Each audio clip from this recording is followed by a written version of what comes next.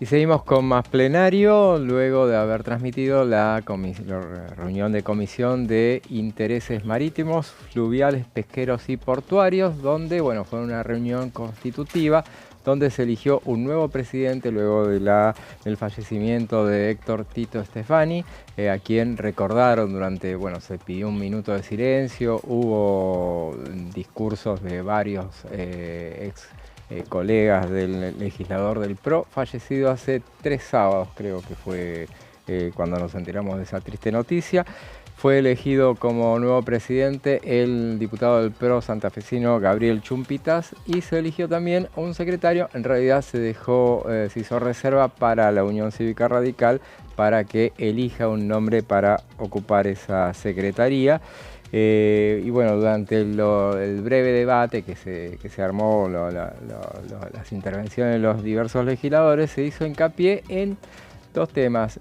Por ejemplo, hacer una reunión informativa sobre el tema de la hidrovía y también rescatar una cuestión que vienen desde hace años tratando de avanzar hacia el recinto y no llegan nunca, el tema de la trazabilidad de la pesca, un tema donde en general hay mucha coincidencia. El año pasado, como se había perdido estado parlamentario, volvieron a retomarlo y solamente para dictaminar nuevamente y para dejarlo listo para llegar al recinto. No llega nunca al recinto ese tema. El año pasado, José, hubo una sesión en la que estaba incluido. Claro. El temario quedó para el final y de repente se levantó la sesión por falta de quórum.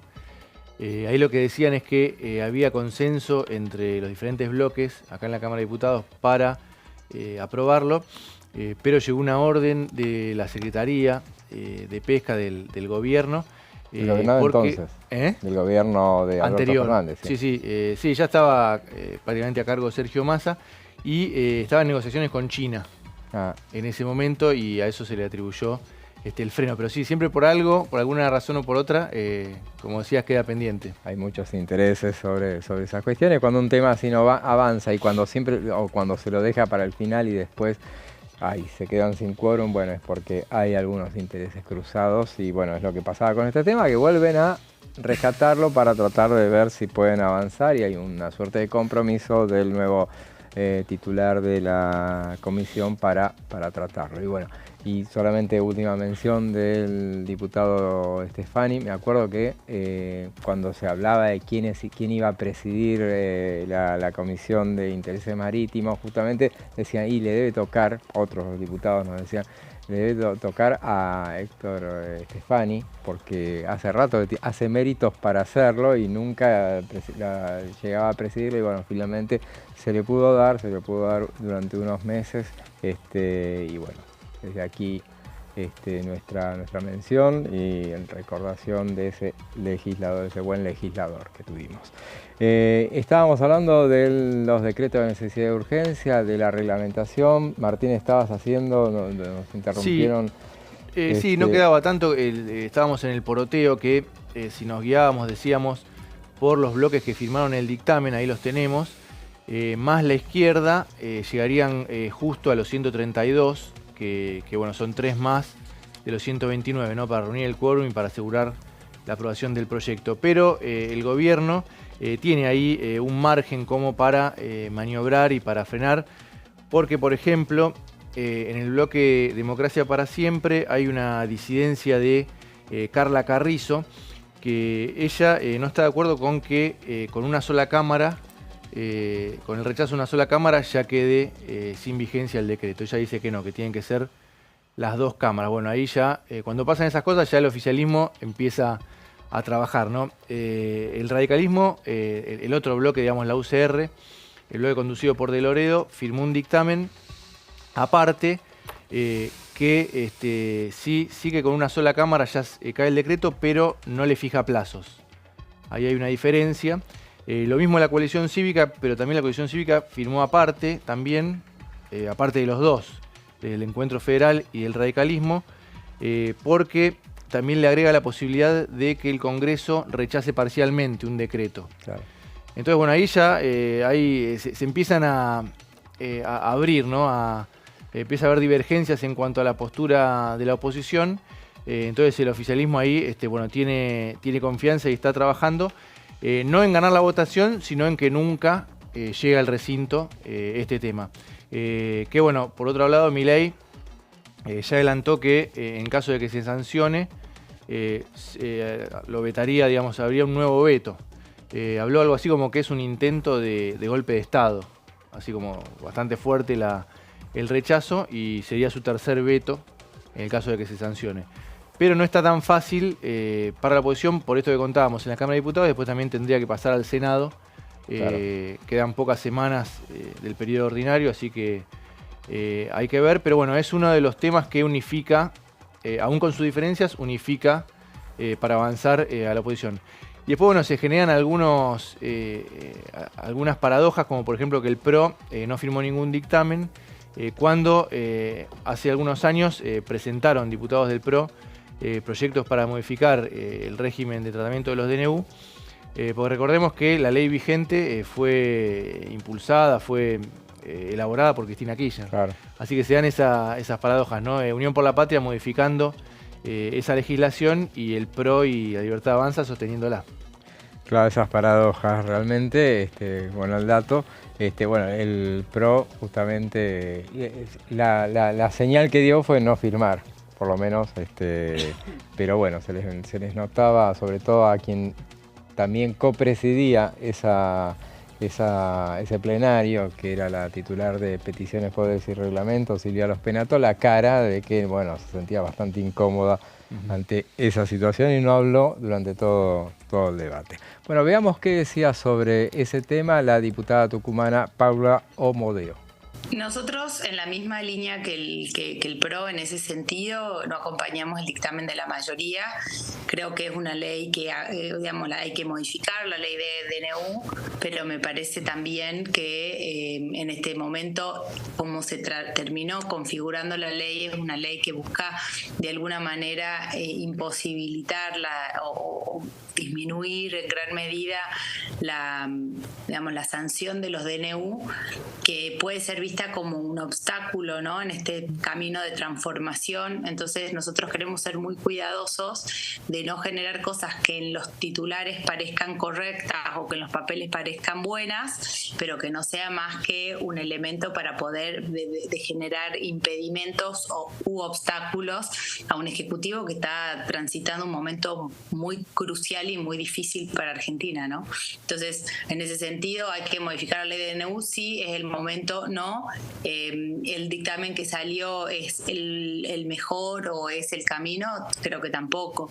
Y no me parece tampoco entrar en la discusión de que Cristina sancionó 1000 y el otro sancionó Néstor 2000 y de la Rúa 500, como entrar en esa discusión de cuántos DNU sancionó cada uno para decir, no, miren, ustedes cuando lo tenían lo hacían, porque a la larga, si lo hicieron y estuvo mal, nosotros no, o el gobierno anti-kirchnerista tampoco lo debería hacer.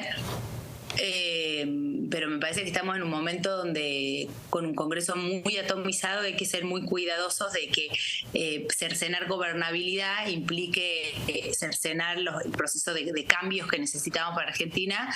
Entonces yo no quiero entrar en esta discusión en este momento porque me parece que es una discusión de índole política y no es una discusión de índole de darle soluciones a la gente que necesita soluciones. Entonces yo estoy pensando en eso. Bueno, necesitamos urgente dar soluciones, estamos por el camino correcto, no pongamos palos en la rueda a esas respuestas. Escuchábamos a la diputada Paula Omodeo que, bueno, expresándose a favor de lo que se había dictaminado de alguna manera, pero bueno, no es el momento, dicen, no es el momento para tratar este tema con un gobierno en minoría.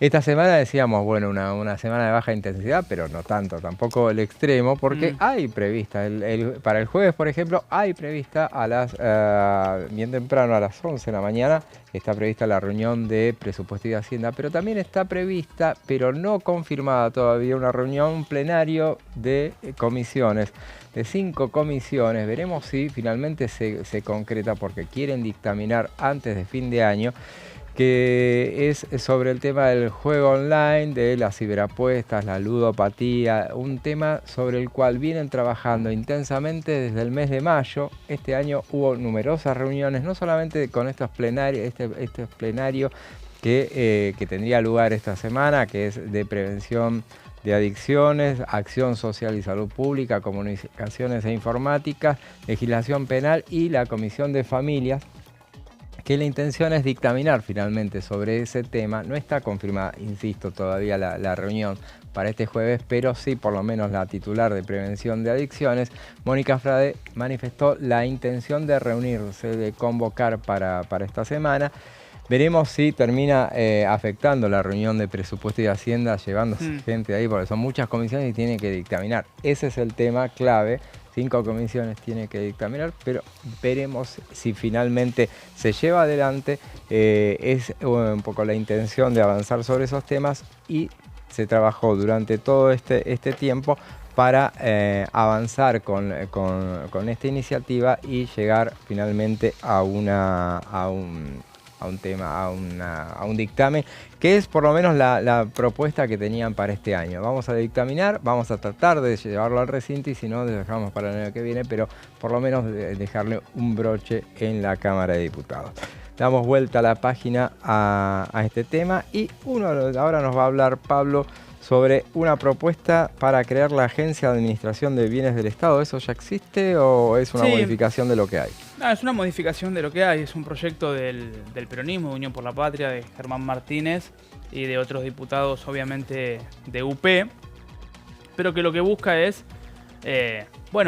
derogar el decreto que estamos viendo en pantalla, el 950/2024, que fue publicado hace poquitos días, el 25 de octubre de este año en el Boletín Oficial, y que en realidad es el decreto con el cual el Ejecutivo busca avanzar en la venta de cerca de 400 inmuebles, Claro. Que fue algo anunciado por el vocero presidencial Manuel Adorni. Entonces, digamos, desde la bancada opositora, o desde la principal bancada opositora, lo que buscan es frenar esta iniciativa y frenar lo que tenga que ver con enajenación de bienes inmuebles, sobre todo y fundamentalmente, que tiene el Estado en las 24 provincias. Muchos son terrenos federales, terrenos vinculados a los ferrocarriles. Algunos son edificios que tal vez tienen poco uso o están en desuso, pero bueno, esa habilitación a poder venderlos por parte o a disponer de ellos, de este decreto que estamos viendo ahí en pantalla del 950, bueno, lo que busca Unión por la Patria es derogarlo. Y obviamente que a partir de la derogación de ese decreto 950, el proyecto lo que fundamenta básicamente es que el Congreso es quien tiene, a través del presupuesto, tiene que decidir o tiene que expedirse respecto de qué hacer con esos bienes inmuebles, ¿sí? Claro. O con algunos inmuebles, otros no, algunos son terrenos, como decía recién.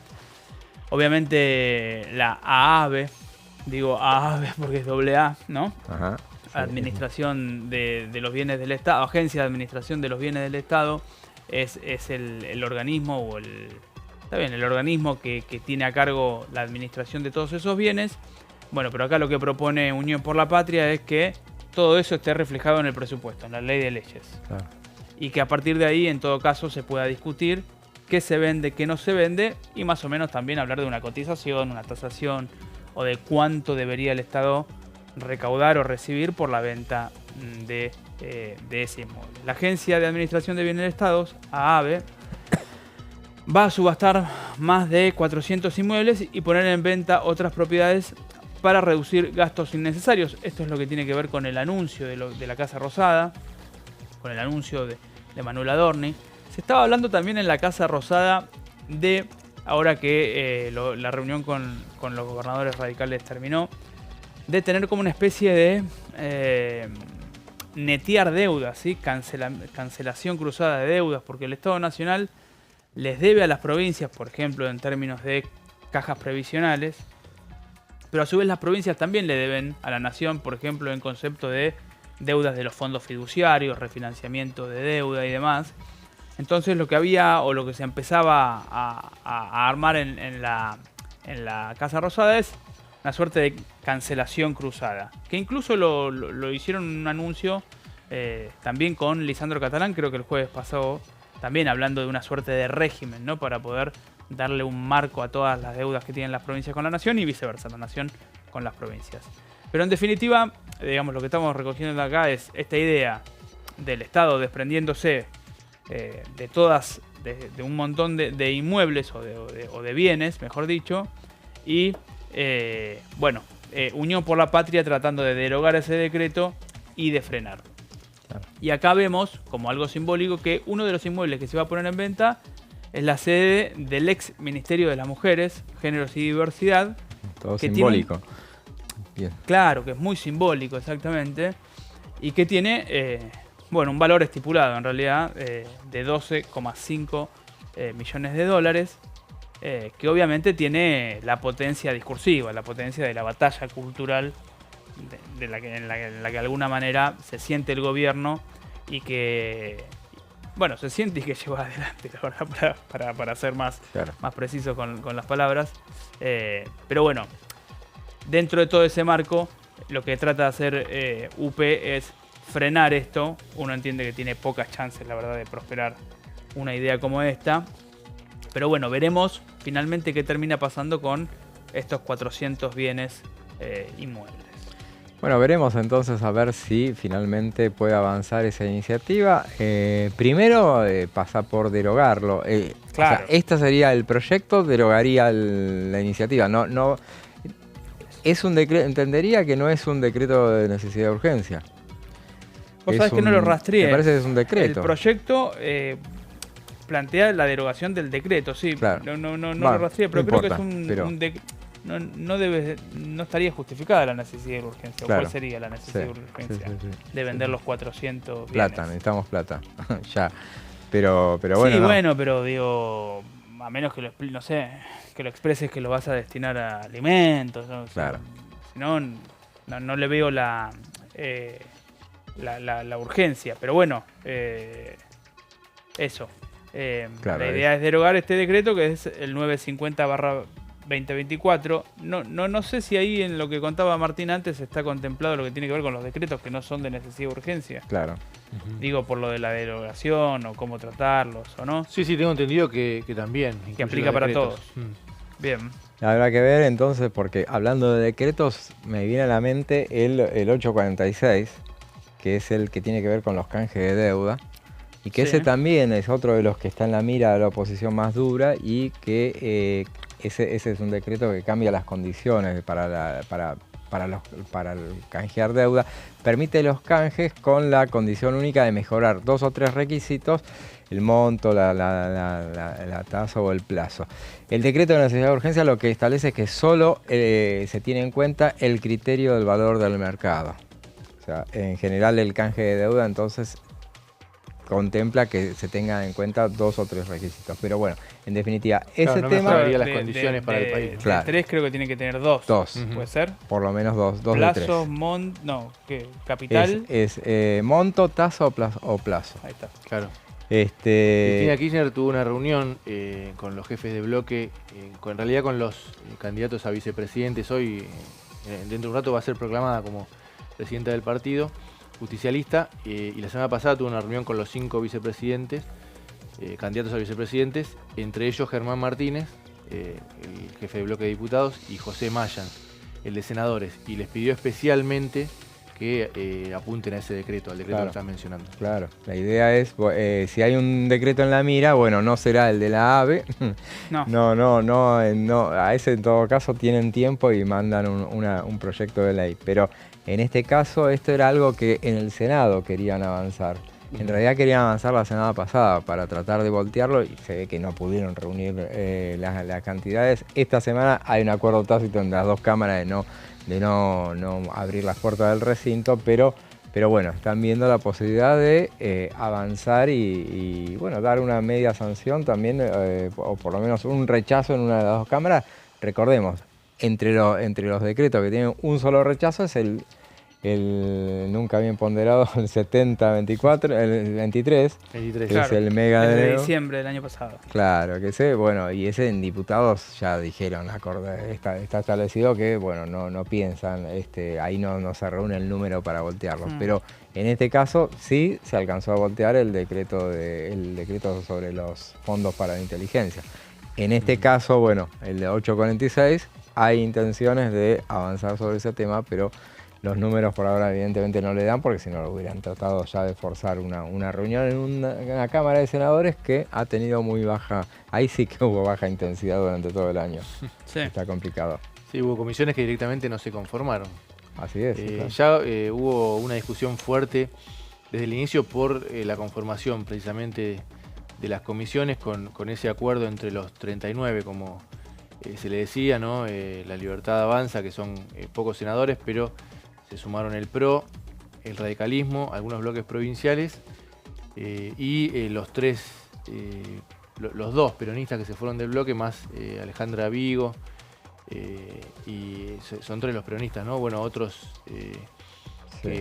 como el salteño Juan Carlos Romero, otro peronista disidente, podemos decir, armaron ese bloque de 39 que se impusieron con la conformación de las comisiones, y el bloque de Unión por la Patria, que tiene 33, dijo, bueno, a nosotros digamos, nos durmieron, no nos dieron lo que correspondía, y tomaron la posición de no dar quórum en muchas comisiones. Eso también contribuyó a que hubiera menos actividad, y también al oficialismo, lo que hablábamos antes, ¿no? Tampoco no lo desvive. Le conviene, claro, que haya mucha actividad en una Cámara que está en marcada minoría. Claro, uno si abre todas las comisiones del Senado, están nombrados los integrantes, pero son todos vocales, pues no están constituidos en un tercio, recién, claro. Cuando eligen a las autoridades. Claro, pero en el caso de Unión por la Patria, en muchas de las comisiones están reservados solamente para ellos tal cantidad, porque ellos nunca aceptaron el tipo de armado que se hizo, de reparto que se hizo en el Senado de la Nación, donde, bueno, no se contempló que ellos son la primera minoría y son marcadamente una gran minoría, pero bueno, no reclaman un mayor espacio del que tienen. Claro. Eso también lo reclamaban en diputados, pero bueno, por lo menos se han constituido, están todas constituidas las comisiones del Senado, las de diputados. Lo que están constituyendo ahora son las bicamerales, que también había una demora fuerte, y recién mencionábamos que, por ejemplo, hoy mañana miércoles, la bicameral del control de los fondos de la Seguridad Social se va a constituir a las 17 horas. Sí, tarde, como bien decís, porque casi sobre el final del periodo ordinario. Así es. Bueno, vamos a una breve pausa y después seguimos con más plenario.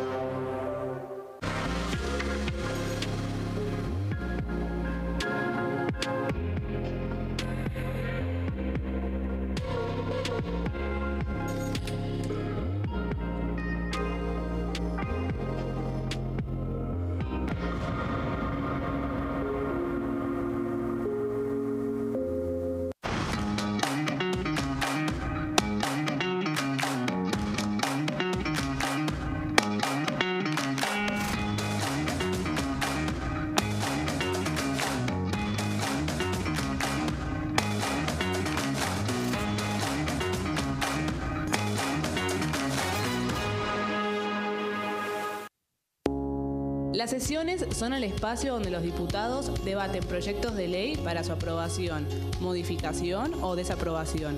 En una misma sesión se pueden tratar varios proyectos de ley. Desde el 1 de marzo, cuando el presidente las inaugura, se desarrolla el periodo de sesiones ordinarias. Entre el 1 de diciembre y el 28 de febrero se extiende el periodo de sesiones extraordinarias que solo pueden ser realizadas a pedido del presidente de la Nación. En el recinto, el bloque oficialista se dispone a la derecha del presidente de la Cámara, el bloque opositor mayoritario a la izquierda y en el centro los bloques con menos cantidad de integrantes. En el tratamiento, en general, los diputados tienen 7 minutos y los jefes de bloque entre 20 y 12 minutos conforme al número de legisladores que representen. La sesión es dirigida por el presidente de la Cámara de Diputados, que administra el uso de la palabra y las distintas instancias del funcionamiento. A la izquierda del presidente está el secretario administrativo, a la derecha el secretario parlamentario y debajo de él están los taquígrafos, que registran cada uno de los testimonios.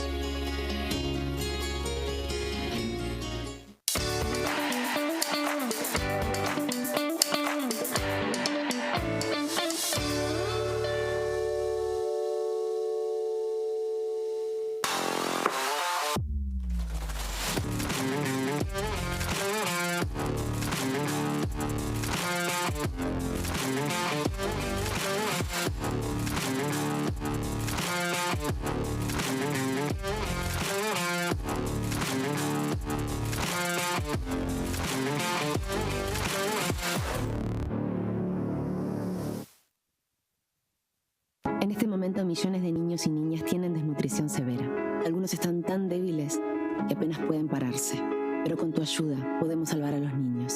Este alimento terapéutico listo para usar está lleno de vitaminas y nutrientes esenciales que ayudan a los niños y a las niñas a recuperarse de la desnutrición. Gracias a personas como vos, ayudamos a salvar a millones de niños cada año. Da un simple paso.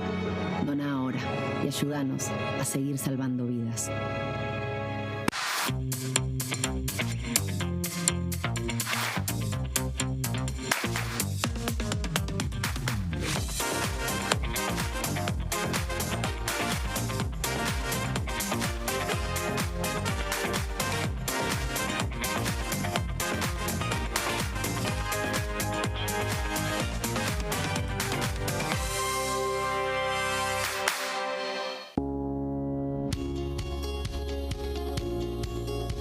Cuando un proyecto de ley ingresa a la Cámara de Diputados, ya sea creado por un legislador, enviado por el Poder Ejecutivo o producto de una iniciativa popular, se trata primero en las comisiones correspondientes para luego ser tratado en el recinto por los diputados. Las comisiones son el ámbito de análisis y debate sobre los proyectos de ley conformadas por legisladores de distintos bloques. Hay 23 comisiones especiales que tratan temas específicos como el atentado a la AMIA y 45 permanentes que tratan temas vigentes como educación y salud. Un diputado puede formar parte de varias comisiones. Cada comisión se compone de un presidente, un vicepresidente y de 3 a 5 secretarios. La duración de los miembros de las comisiones permanentes y especiales es de 2 años. Para que la comisión funcione debe tener quórum, es decir, un mínimo de 15 y un máximo de 31 a 49 diputados. Las autoridades son elegidas por los propios integrantes de las comisiones, que a su vez son elegidos bajo consenso por sus propios bloques. Para que un proyecto sea tratado en el recinto, debe contar con el apoyo de la mayoría de los integrantes de esa comisión. Al finalizar una reunión de comisión, se dictamina sobre la pertinencia de tratar el proyecto en el recinto. El dictamen propone una resolución o decisión sobre una o varias iniciativas o proposiciones.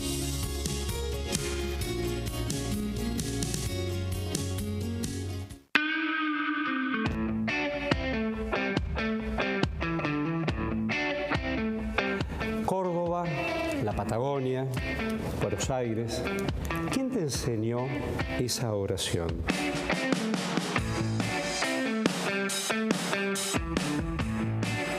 ¿Cómo se piensa desde el Congreso, incluso en diferentes fuerzas, o integrar diferentes comisiones, cómo se piensa la inclusión?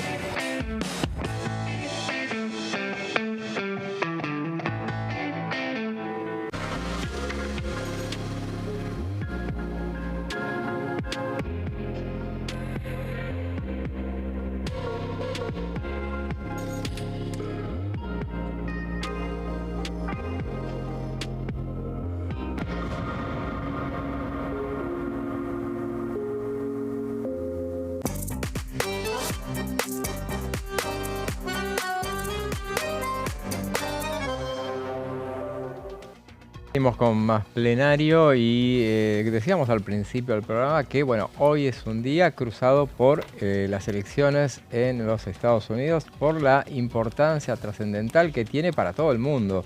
obviamente, el resultado que allí se suceda.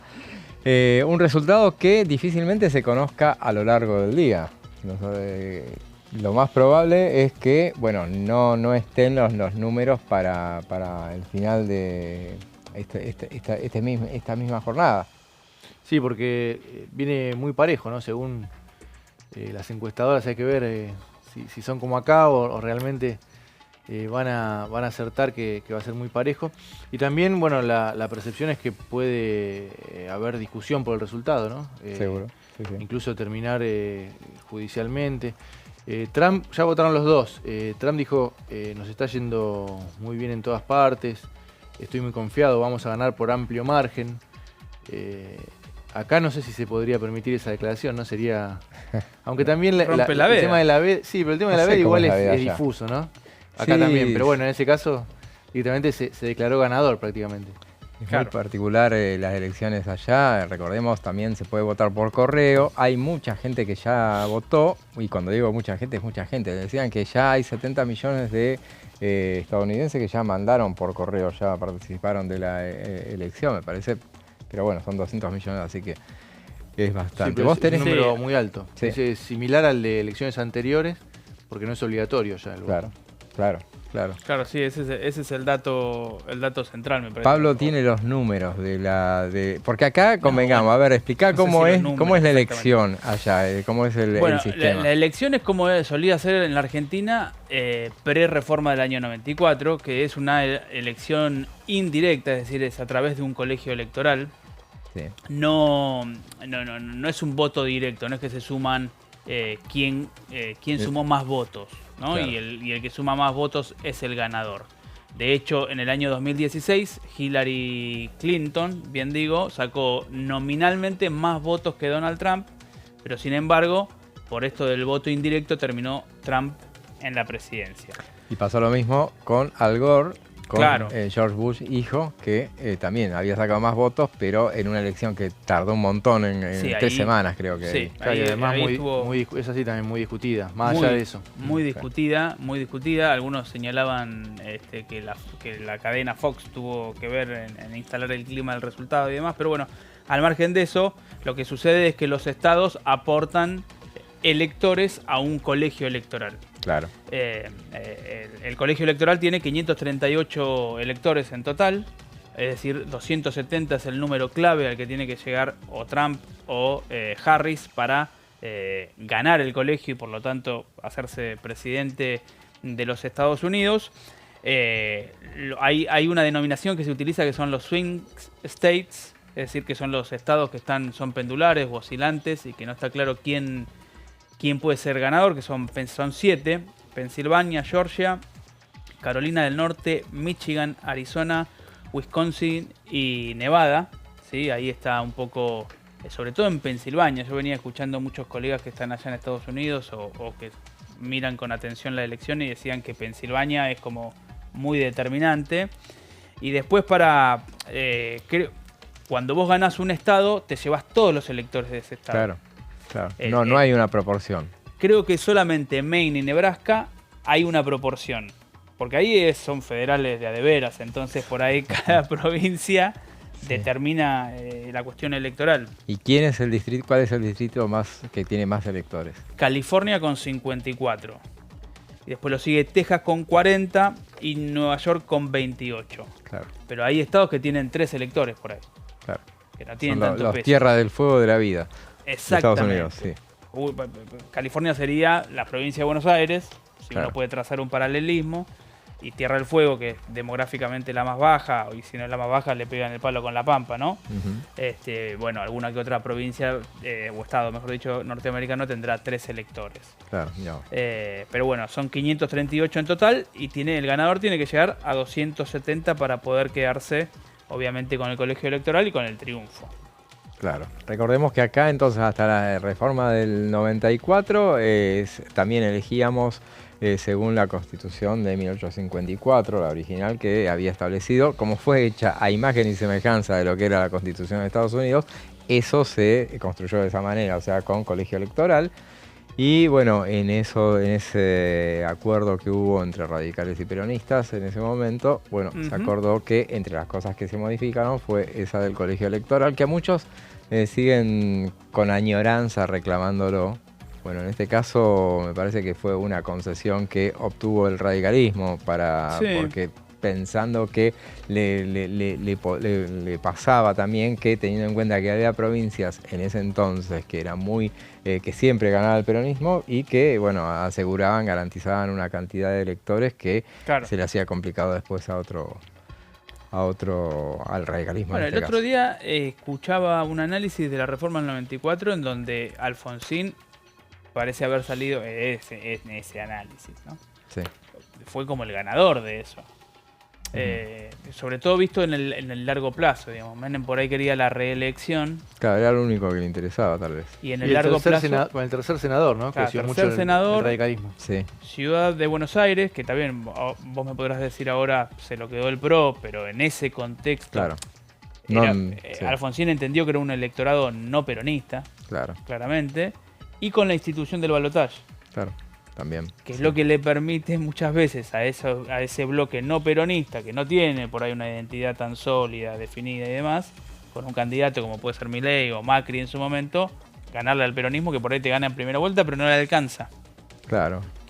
Una reforma constitucional que este año cumple 30 años, justamente, y bueno, se celebraron acá en la Cámara de Diputados una jornada por lo menos, donde hubo participación de muchos ex convencionales, entre ellos Horacio Rosati, presidente de la Corte Suprema, y se reivindicaba el hecho de que lo que se había alcanzado y que muchos le recriminaron después a Alfonsín haber instrumentado esa reforma constitucional, pero le decían, bueno, pero en ese momento él, que tuvo una visión bastante más amplia de lo que como tiene que tener un político con aspiraciones, y como era él, sabía que si lo que no concedía con acuerdo lo iba a perder por la prepotencia de los votos.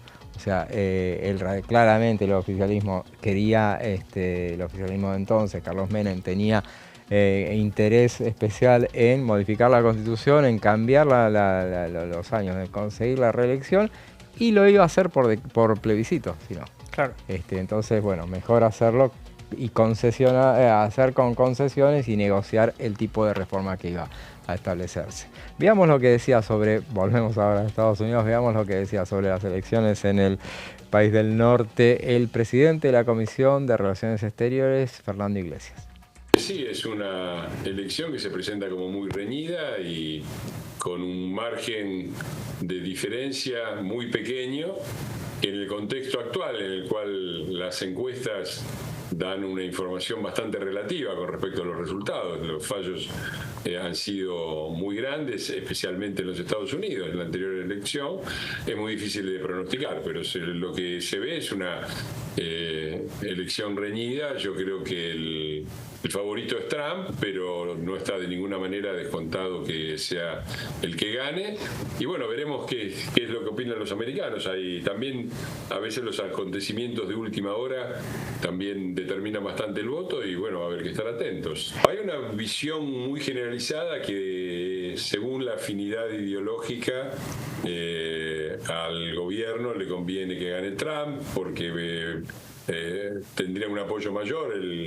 Los Estados Unidos son un socio fundamental, el determinante en términos del Fondo Monetario Internacional, y hay una visión en ese sentido. Yo no lo tengo muy bien claro, no me parece que habría que confiarse demasiado en esto, porque los mensajes que está emitiendo Trump en muchísimos sentidos van en la dirección contraria. Uno de los puntos que está en la agenda de Trump es cesar con los gastos que hacen los Estados Unidos, con los cuales financian a otros países. Por ejemplo, disminución del paraguas militar del que goza Europa, y que los europeos se hagan cargo de su propia defensa, por ejemplo. En ese sentido, disminución de las ayudas a Ucrania, también por los mismos motivos. Así que no sé hasta qué punto, en el medio de esta agenda general, la afinidad ideológica pueda contar como para pensar que el gobierno de los Estados Unidos puede mandar fondos frescos a la Argentina. Quizás pueda tener una opinión importante del Fondo Monetario Internacional, pero eso también es muy relativo. Yo siempre recuerdo que el Fondo Monetario Internacional le cortó la canilla a 2 gobiernos solamente en la historia, y provocó en forma indirecta buena parte, o contribuyó fuertemente a su caída, y no fueron precisamente los gobiernos de Alfonsín y de la Rúa. Con los peronistas nunca se metieron. Así que me parece que todas estas señales no son simples y no se pueden leer unilateralmente o unequívocamente, ¿no? Son complicadas. Escuchamos al diputado Fernando Iglesias, bueno, analizando a ver qué es lo que le conviene al argentino, o qué pareciera convenirle a la Argentina quién fuera a ganar, y realmente, bueno, no está para nada claro, obviamente. Y como me parece que como pocas veces en este caso no sucede lo que habitualmente sucede con una elección en Estados Unidos, donde, bueno, después hay cosas que no cambian. Acá pareciera como que son 2 proyectos muy contrapuestos, y donde va a ser muy distinto según gane uno o según gane otro. Sino que le pregunten a Ucrania, por ejemplo, sino que le pregunten a los europeos qué va a pasar con la OTAN. Y bueno, y veremos a ver el gobierno. Claramente trata de mantener la cautela, no expresarse, si bien todo el mundo sabe que hay un deseo especial, una apuesta especial por Trump, pero bueno, con toda lógica, sin jugarse por uno o por otro. Recordemos, sin más lejos, en 2016, cuando el gobierno de Mauricio Macri había apostado claramente con el gobierno, con los demócratas. Había venido a la Argentina recientemente Barack Obama, y después les fue muy bien en la relación reconstruyó la relación con Trump. Pero Malcorra era Claro. Susana Malcorra era la canciller en ese momento, ¿no? Así es. Obama era el presidente, pero está bien. Sí, después la eventual sucesora era Hillary. Así es, sí. Y el gobierno, bueno, que está esperando el resultado para designar al embajador, ¿no? Claro, eso está bien, porque bueno, no es muy distinto, ¿no? Según vaya a suceder un resultado u otro. Veremos en todo caso, a ver que sea lo mejor para el mundo. Y obviamente para la Argentina. Esperemos a ver qué es lo que sucede. A ver, Pablo, el INVAP yo tenía entendido que era otra cosa, ese instituto, pero bueno, vos vas a decirnos la otra versión de lo que representa en materia impositiva. Claro, en realidad es un proyecto de innovación federal que tiene la firma además de algunos diputados que no son estrictamente del bloque que reúne a espacios de distintas provincias, como por ejemplo Pablo Servi, que es un diputado de Neuquén, de la UCR. Uno de los 5 radicales con peluca, como se le suele decir coloquialmente, pero que obviamente INVAP es una empresa estatal. Ahí estamos viendo en la última línea de la placa que dice INVAP es sociedad del Estado. Claro. ¿Sí? Una empresa que tiene obviamente asentamiento en el sur, en la provincia de Río Negro, que está muy ligado a lo que tiene que ver con la investigación científica, el desarrollo científico, tecnológico, a la creación de reactores nucleares y demás.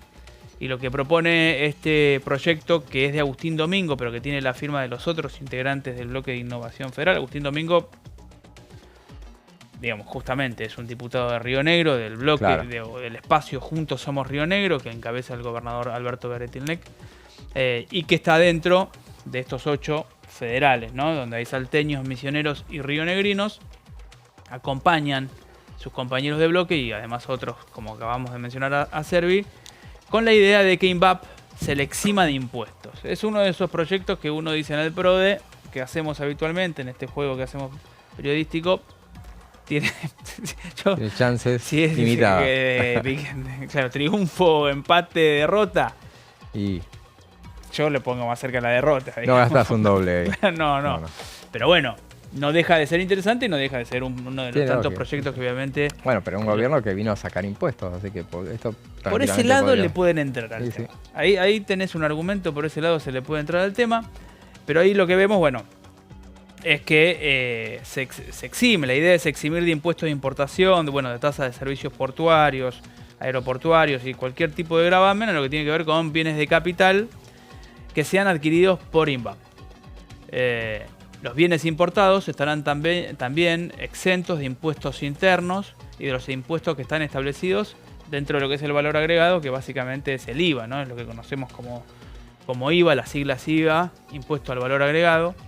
Es decir, que todo lo que tenga que ver con impuestos por la importación en sí mismo, tanto como los impuestos internos o muchos de los gravámenes internos, acá no estamos hablando de lo que tenga que ver, ganancias y bienes personales no aplicaría, porque esto es adquisición de bienes intermedios y de bienes de capital, pero se eliminan, ¿no? Obviamente para que la empresa pueda competir, jugar, crear, producir con menor costo, obviamente, si vos le bajás la carga arancelaria a lo que tenga que ver con las exportaciones e importaciones. Se exceptúa de los derechos, exceptúese de los derechos que gravan la exportación para consumos. Bueno, esto es lo mismo, pero para la parte donde se exporta, ¿sí? También se le baja todo lo que tenga que ver con derechos de exportación a INVAP, que en algún momento de la etapa del gobierno de Kirchner o de Cristina Kirchner, creo que llegó a exportar reactores nucleares a Australia, si mal no recuerdo. Sí. Llegó a exportar, para eso hay que desarrollar obviamente mucha tecnología y demás, pero bueno, acá también se desarancela lo que tiene que ver con las exportaciones, y en la...